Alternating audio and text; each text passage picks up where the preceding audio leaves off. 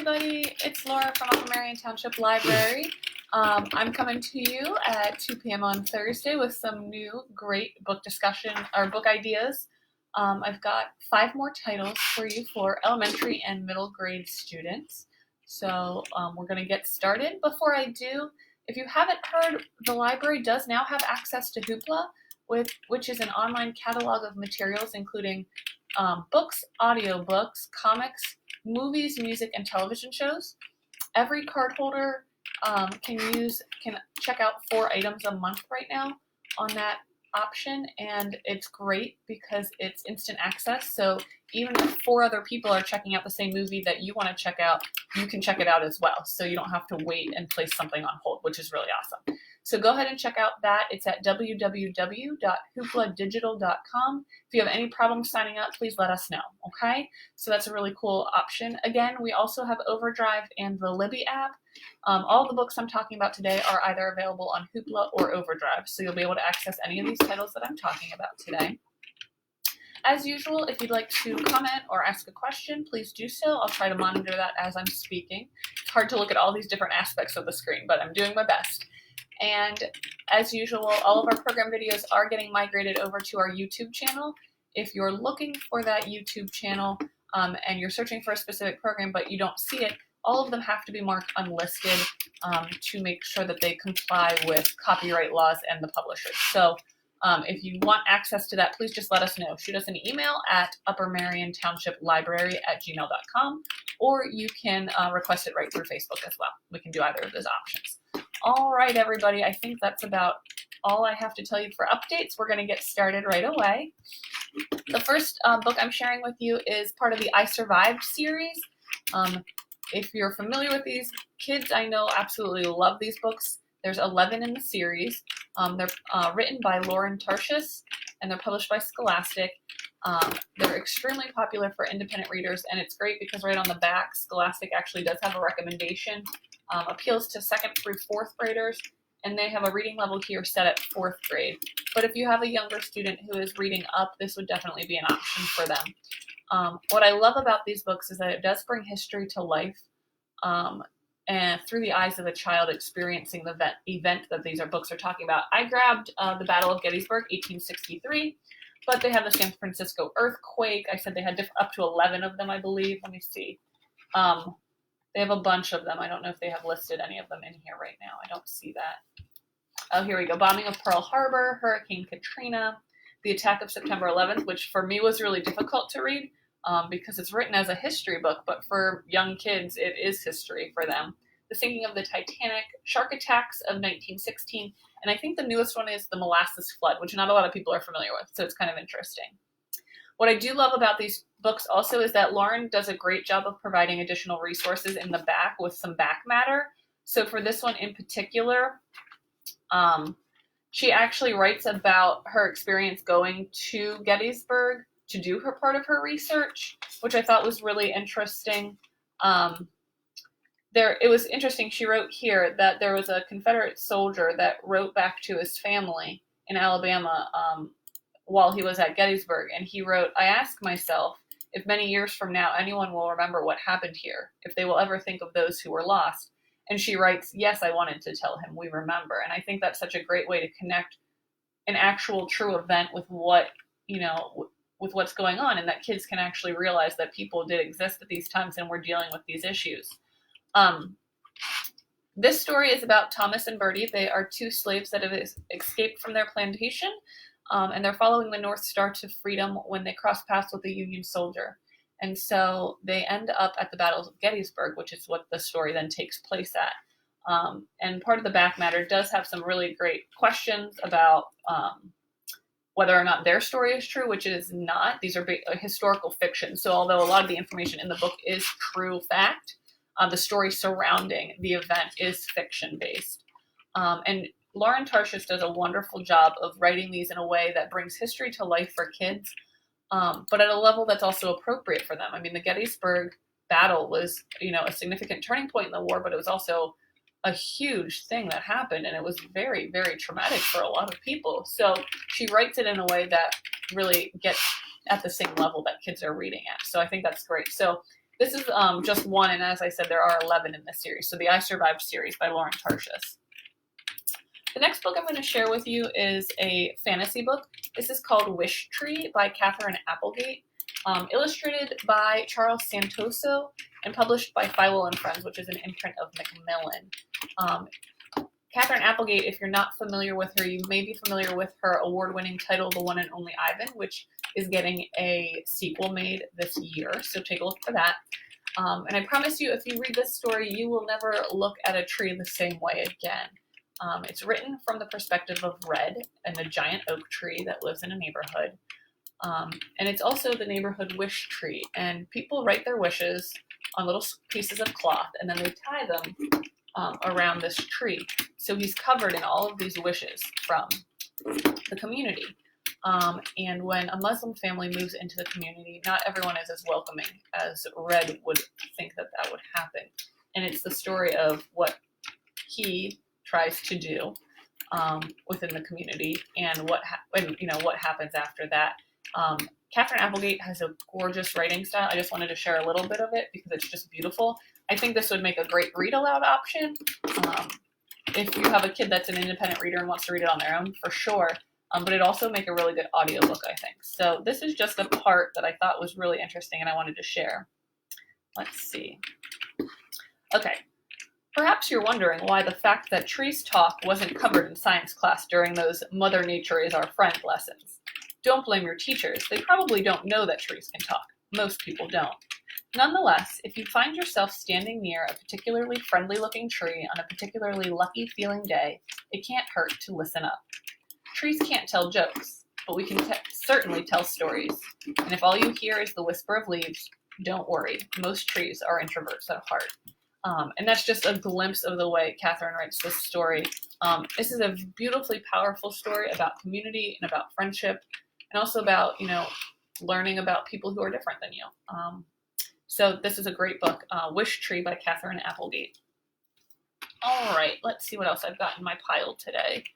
I chose a story based on its disability experience because I always think it's great to show books about people that are different than you, because how else are you going to learn about them if you don't see people like this every day? It might be something that you want to learn more about or know more.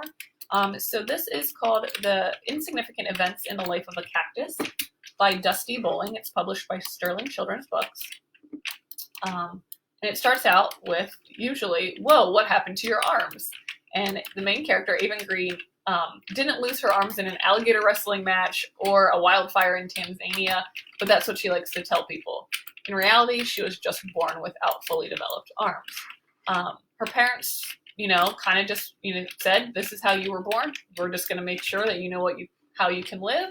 And they don't give her any, they don't give her any leeway. She just does what she can do with what she has. And it's worked for her. But when her parents move her from Kansas to Texas to go run a stage called the Stagecoach Pass. It's a Western themed amusement park, or in Arizona, not Texas, Arizona.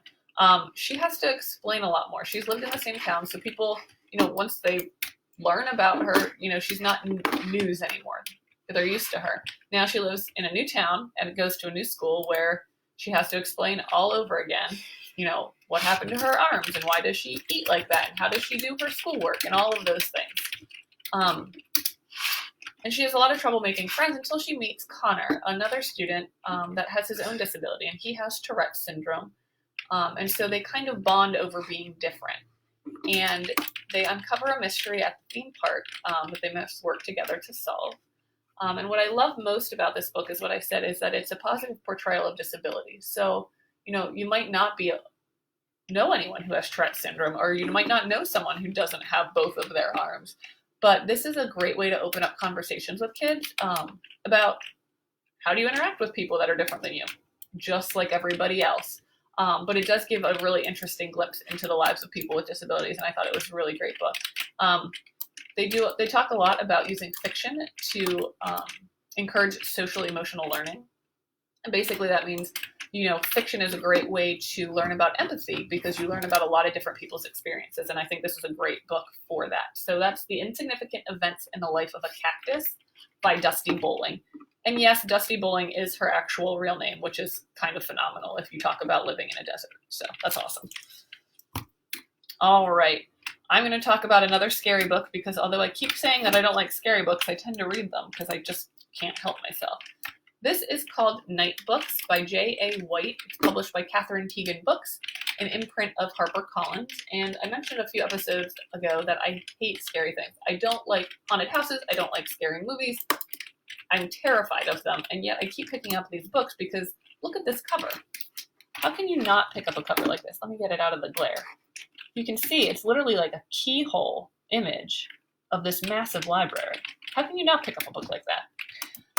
What I love about this is that it's based on 1001 Arabian Nights, and it's the story of Alex who becomes imprisoned by a witch, and in order to stay alive, he must tell one of his own stories every night.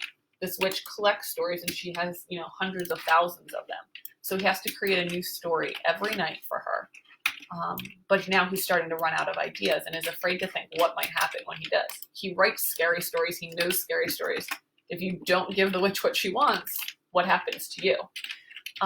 So what I love about this is that not only does it have Alex's story of dealing with this witch and everything that goes about with it, but it's intermixed with his own short stories throughout. So you'll get a chapter of his story, living with this witch and trying to escape, and then you'll get a smaller chapter of him telling the witch a new story. It's perfect for fans of Coraline, which scared the bejesus out of me, and of A Tale Dark and Grim, both of which are very scary books. At least in my opinion, they are. So this would make a great one for that. It's also really good for kids who like to write stories. So if you're a kid who loves to write your own books or is intrigued about writing your own stories, this might be a good place to start for you. It's called Nightbooks by J.A. White. All right. And my last book, oh, my pages are running out. I have to have notes because I get so excited that I will forget to tell you what I most want to tell you about. All right, my next book is a realistic fiction and the last book for today. It's called The House That Lou Built by May Respicio, published by Wendy Books, an imprint of Random House Children's Books, which is an imprint of Penguin Random House. So that's a mouthful. All you need to know is it's called The House That Lou Built. Lou loves her extended her Filipino family, but she shares one bedroom with her mom in her grandmother's house, and it's all just a little bit too close for her. With her interest in woodworking, she decides that she's going to build her very own tiny house to give herself her own space. And she's going to, maybe her mom and her can move into the tiny house. They'll still be close to her family, but they'll just have a little bit more breathing room. Her father passed away before she was born and had left her a parcel of land. So that's where Lou plans to build this house. But she can't tell her mom because she'll never let her travel to this parcel by herself. So she kind of keeps it hidden in order to keep building and hopefully, have it built by the end of the summer. It'll be great. She and her mom can move in. It'll be awesome. Then the threat of moving away happens. Her mom is looking for a new job, a better job that, will be able to pay her more so she won't have to work so many hours. And that threat, it means moving away from her entire extended family that she's very close with and all of her friends. And so now more than ever, it's important for her to get this house finished, and maybe she can change her mind doing so. This is a perfect book if you are a fan of Tiny House Nation or any of the, tiny house movements. It's fascinating to me. I don't know that I could ever live in a tiny house, but I like the idea of it. But this is a cool idea about how to actually build one. It was a lot of fun. It also won the Asian Pacific American Library Association Honor Award in Children's Literature, which is great. So again, another type of diversity to promote. And it was just a really well done book. I really enjoyed reading it. That's The House That Lou Built by May Respicio. All right, those are my books today. There were 5 of them. Again, as usual, if you have any questions about any of the books that we talk about, or if you want to know more about them or want suggestions based on a specific idea, if you are a fantasy lover or if you love mysteries or historical fiction and you want, 5 new books for you to read, shoot us a message. We would love to help. We are all working from home, so although the building library is closed, we are still open as a library offering online resources and our expertise. And a lot of us like talking about books, so we would love to share with you some new ideas. Tomorrow is Friday, so we have story time at 10:30. Also, our trivia game, Stretch Your Synapses, will be open on Friday as well. That is a link on our website. You can go over there and check out how to use some of our online resources and learn about some trivia questions, which is a lot of fun. We've got story time Monday morning at 10:30 and then another book talk on Tuesday at 2 p.m. I think we're going to keep going. As of right now, the governor has put us, we're under a stay-at-home order until the 8th. So I believe we'll just keep continuing with this at least until then, and then we'll see what happens after that. As usual, Hoopla, Overdrive, there's BookFlix, TrueFlix, Tumblebooks. Those are a lot of the good resources. I have a bunch of YA books that I want to book talk, and I might just put that up as a video on the website or on the Facebook page. So it might not be a live event, but if I do that, I will let everyone know so you guys can check that out as well. And also for all of our patrons who celebrate Ramadan Mubarak to all of you. Ramadan starts this evening, so we want to wish you a happy month of celebrating. And hopefully we will see you back in the library as soon as possible.